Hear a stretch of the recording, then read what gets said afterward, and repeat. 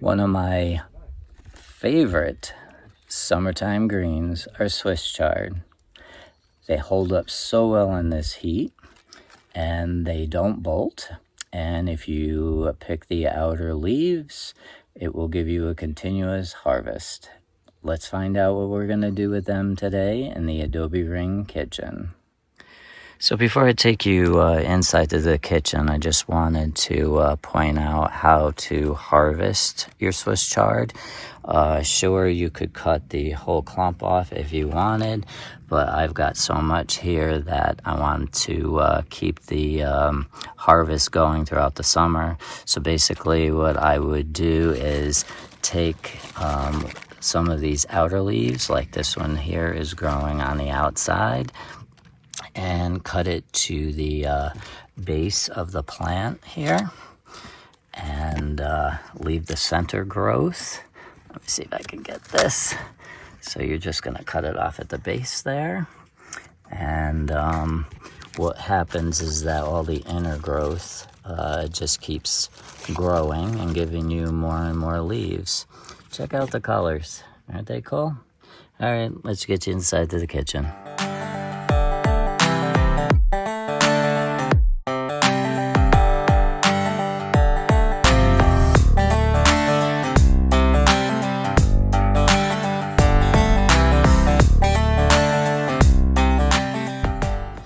Alright, so I got our Swiss chard all picked.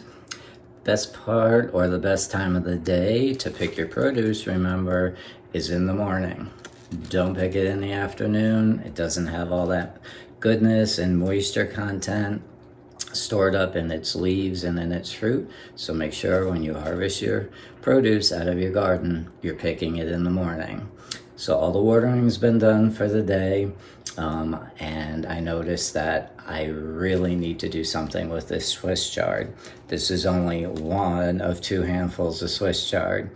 So let me turn the camera around and show you what I got planned.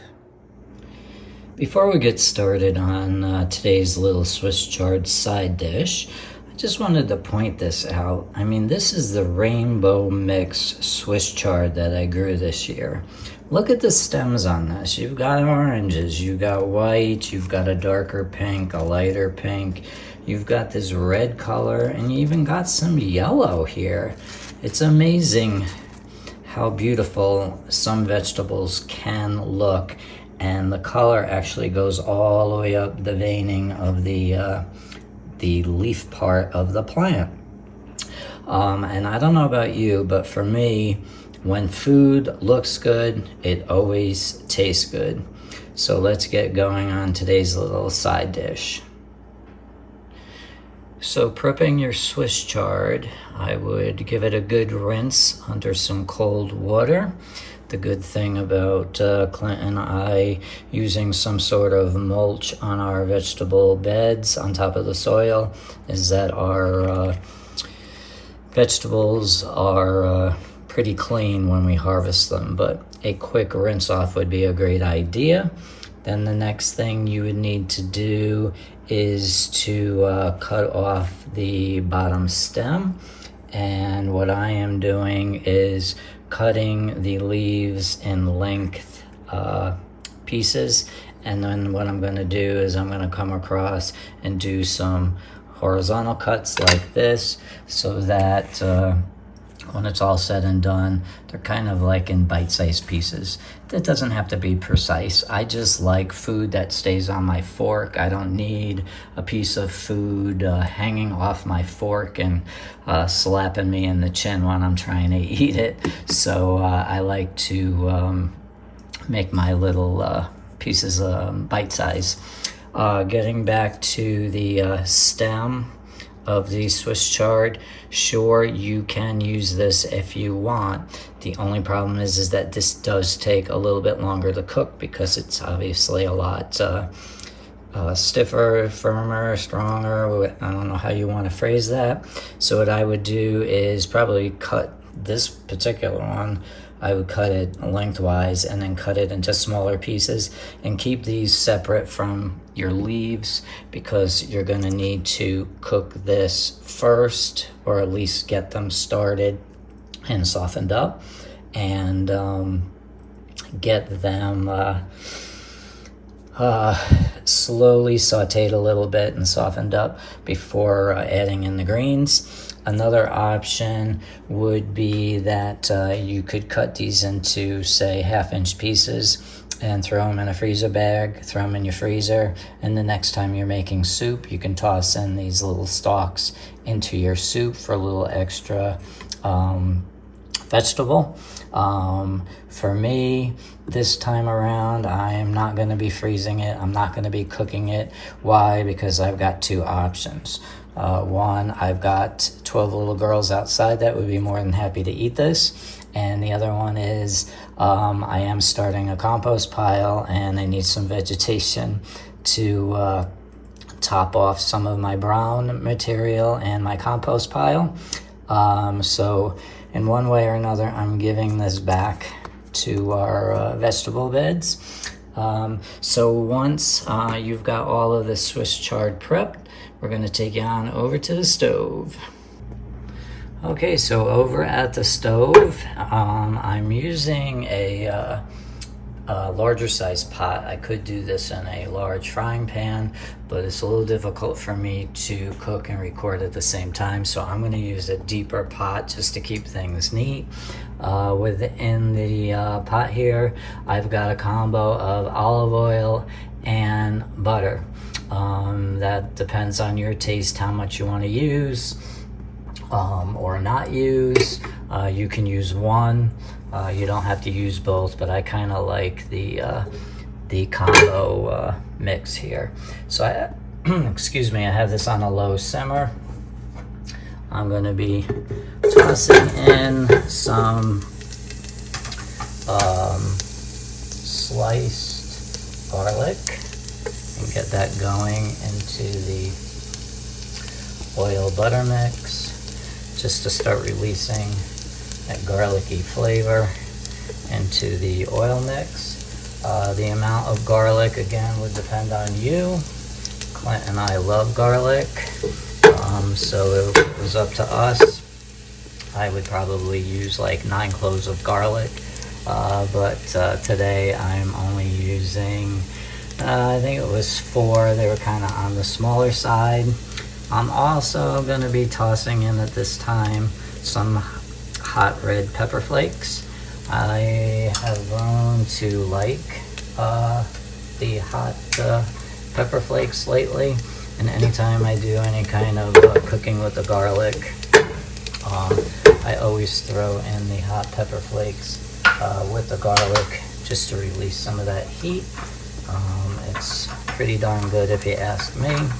So after about a minute of getting this garlic started, keep an eye on it. You don't want to burn the garlic, you don't want to burn the butter either. And once that has cooked for about a minute or so, I'm going to be adding the Swiss chard to the pot.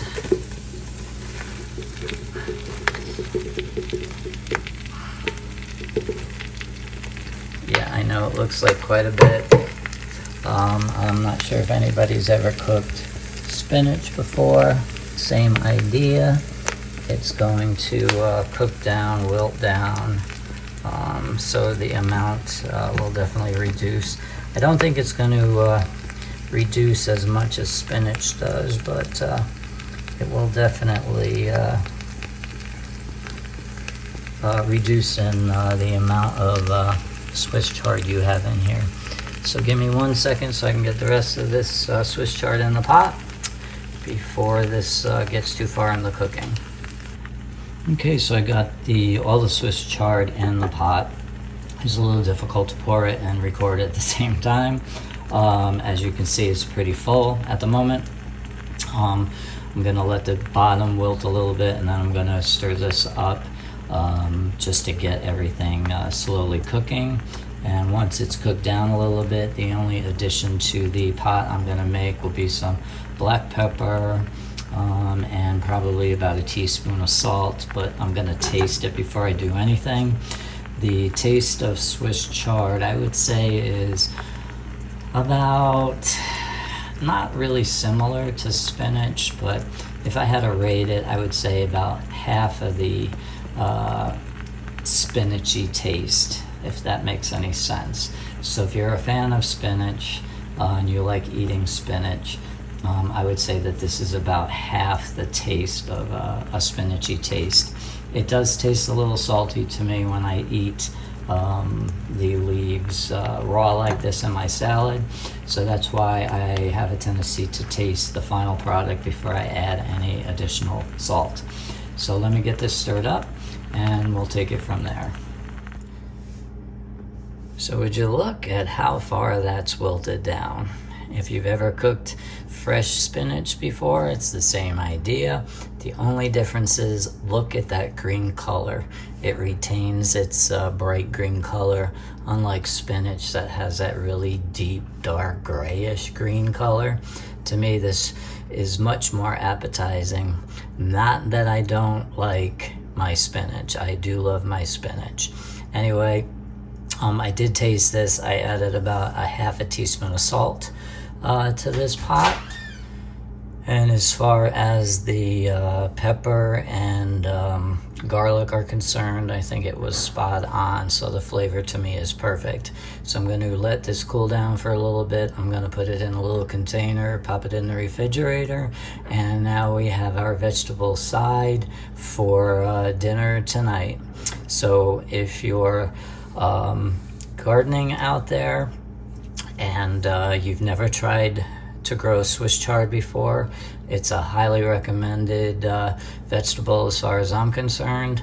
It's a great salad green replacement when it's too warm for lettuce to be growing, and as you just saw, it makes a great vegetable side dish, and you can use those stems, don't forget, for soup down the road. Just throw it in a freezer bag and pop it in your freezer for when the temperatures start to cool down and you're in the mood to make yourself some homemade soup. So for now, that's a wrap from the Adobe Ring kitchen. I hope everyone enjoyed this simple but delicious side dish, and I hope you tune into all our other videos and give us a thumbs up and a like if you appreciate what we're doing here. All right, everyone, take care.